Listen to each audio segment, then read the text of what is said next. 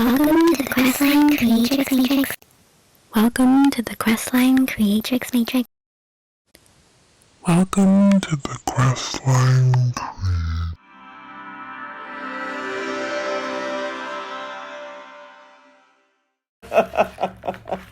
On that note, Janna! Welcome to the Matrix. thank you. You've been here for a minute now. Yes. What made you want to arrive? To be making art more. Say more. To be immersed in a little community with artists. To be free to do whatever occurs to you. Did that happen for you? Yeah, definitely.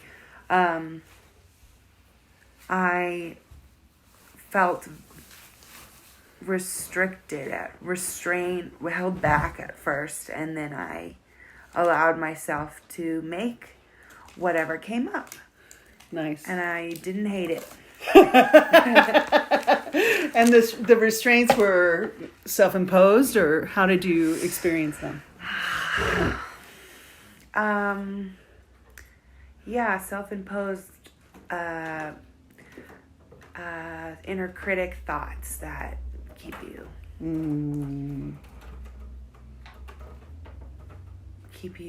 hold you back from just making or being. In fact, that was one of the things that really did it, was when we started talking about if Janna was to just be, what would happen? It took me we had to convince me, we had to talk me into it. How does it feel now that you have experienced yourself just being? It felt familiar and nostalgic and exciting for the future too, because I know that place of flow where you can just make and everything else fades away. And I know it from my past, and I feel like I've been sort of reaching for it and separated from it, but I'm looking forward to continuing what I've started here, because it's been a way to jumpstart again. Nice. What do you think you have jump-started for yourself? I asked myself the question, if I were to say something audibly, what would I be saying? And I am starting to just sort of answer that, like by just saying things here and there and finding my voice. Nice. If you have found your voice, what does your voice want to say? It's definitely sort of whimsical and ethereal and amorphous. So I have mood. I know sort of.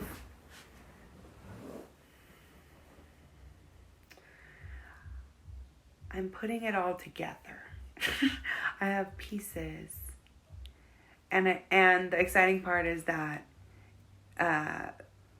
this process of doing it is the whole reason to do it, and so I'll be continuing the process of finding my voice by using it. It's like an acrylic medium, so it's basically paint without pigment in it, and then I just like mix pigment into it, and then so it dries like this, like almost.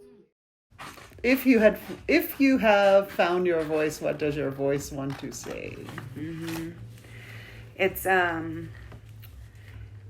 definitely sort of whimsical and ethereal and amorphous. So I have mood. I know sort of.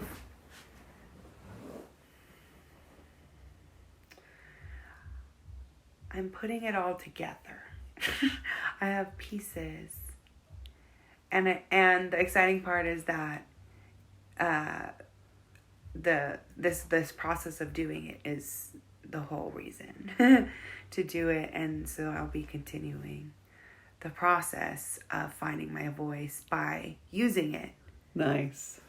I love that. I think art is the best teacher for making art, and I think painting is the best teacher for painting, and I think practicing one's voice and hearing it out loud and knowing what it says when it sounds true, like when it falls all the way into the center of you as truth. Do you have that experience? Did you have that here? Like an alignment that you're seeking between like what your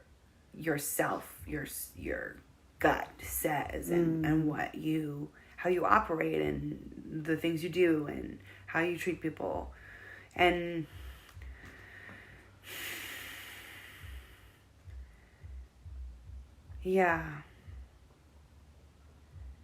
in tune with myself and my intuition. I think that being up here with the trees and with other people who don't look at things too rigidly,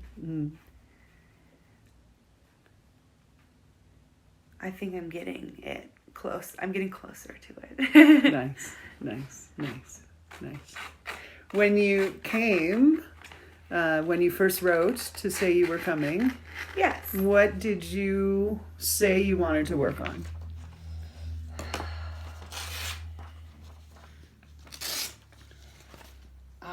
Did I say something? I remember saying I want to do about 2 weeks so that I have enough time to like do a fully conceived something. Do you feel like you got to do that? Yeah. I had a lot of ideas and I feel like I still have a lot more, so it's just not finished. And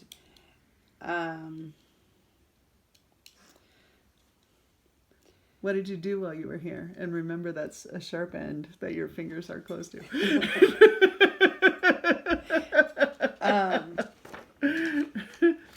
I worked on a painting from start to finish. Like I found the wood and then made the frame and then used a sheet instead of a canvas and stretched a sheet and then primed it and then painted it for a few days. And it's an image of like a fairy circle. And it's an exciting start to what might be a series. And then I worked on sort of these window goo things. It's a acrylic medium, and you can peel it on and off of glass. And so you can get sort of this like backlit stained glass window look. So I was able to make a few of these paintings, and I'm definitely interested in making more of them as well. This was such an amazing process to watch because it doesn't at all look like what it becomes when you can see it in the light. Yeah, once you put the light behind it, it really shows up.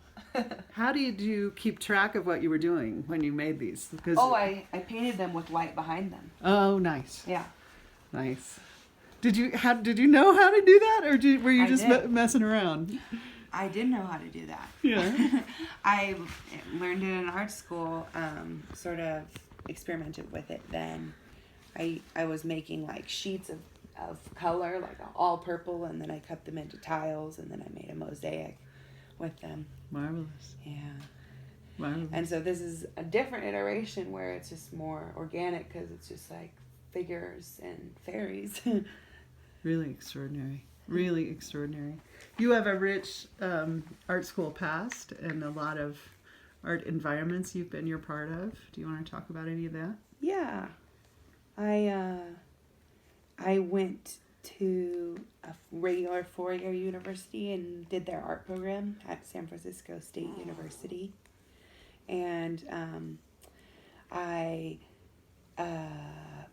one semester I went to the San Francisco Art Institute for a undergraduate residency. So that was 3 months and then an exhibition, which was a really, really challenging but exciting experience. And then I also did study abroad in Paris and was able to take art classes in French.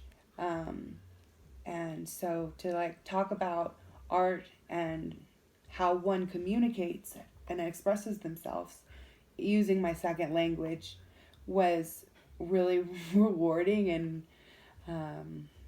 discovering new things all the time. Marvelous. Marvelous. And then you came back and went To New York? Yes. Is that what you were saying? I'm just picking up where you left the story. Okay, so I went to San Francisco State University. My 3rd year I was in Paris, and then I finished my 4th year in San Francisco, and then I relocated. I painted houses in San Francisco for the summer, which was really cool because they've got those tall painted lady houses with like 8 colors. And then I did relocate to New York, and I worked in some art galleries and had an art studio and had other jobs, but just sort of living and working as an artist in Brooklyn. And then I also relocated back to Southern California, and my art practice has been brewing and stewing, and I've been working on like really in-depth personal work in therapy, and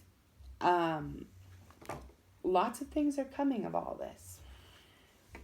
Like?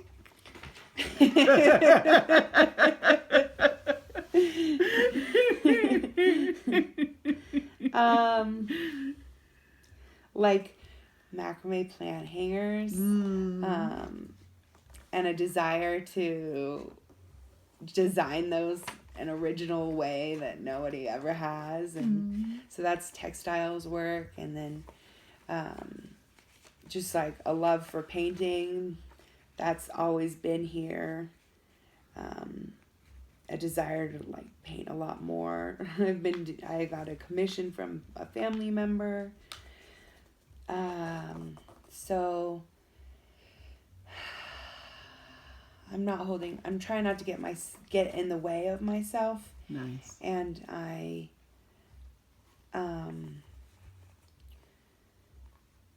I'm coming up with words and images and sculptures. So there's a lot coming of it.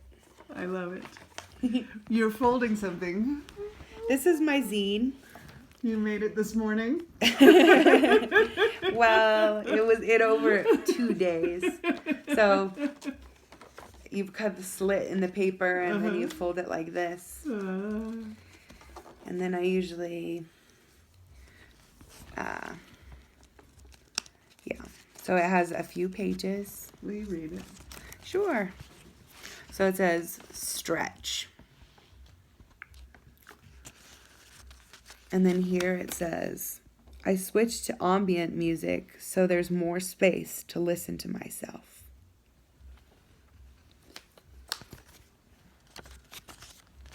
And then it says, mood, childlike wonder. And this name tag says, chance. And then this page says, dread, How am I making this harder for myself? Is it worse now because I let it build up? And the last page says, maybe it's because my pants are too tight. It's marvelous. You're marvelous. Thank you. What would you tell other artists about maybe coming here?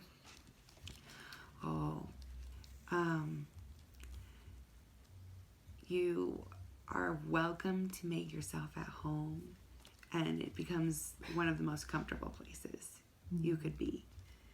And I feel kind of overwhelmed by the magic that's here. You're really immersed with the trees, and then there's also been this human response to the trees and the environment that's deep and enduring, in the sense that it's been going on for a long time, and it's been growing and building, and so I like the energies.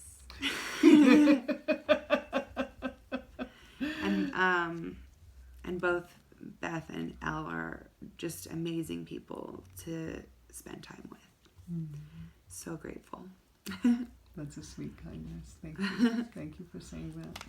You will continue to be your part of what happens here? Yes. I've been invited to return when I'm able. And like I said, I feel like I have a bunch of unstarted projects and half-started projects, and so it's just nothing is tying to a close. It's all open-ended. Last words for this process, for this moment. I